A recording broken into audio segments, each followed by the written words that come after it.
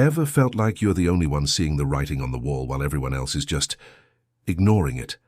That's exactly where the prophet Jeremiah found himself. Imagine this. The nation of Judah, God's chosen people, had completely lost its way. They were chasing after worthless idols, living in open rebellion and ignoring every single warning God sent their way. It was a spiritual freefall, and the ground was approaching fast. Into this chaos steps a young man named Jeremiah. God calls him with an impossible mission. Go and tell them everything I command you.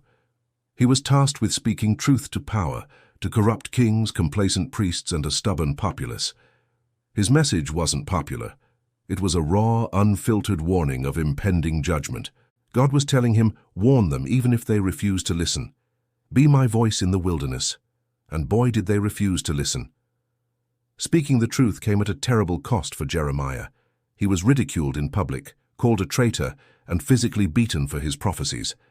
At one point, his enemies threw him into a deep, muddy cistern and left him to die. Can you imagine the despair?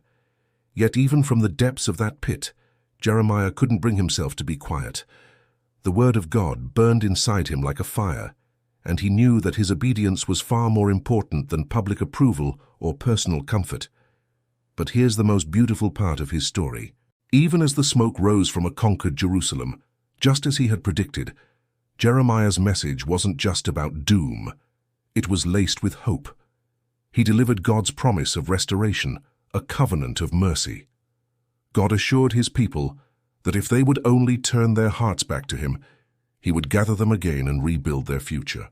It was a message that even in the ashes of destruction, God's love and faithfulness remained. Jeremiah's life is a powerful reminder for all of us. Standing for what's right often means standing alone. It can be lonely, and it can be difficult. But his story teaches us that true courage is holding fast to truth even when the world pushes back, because those who stand for God never truly stand alone.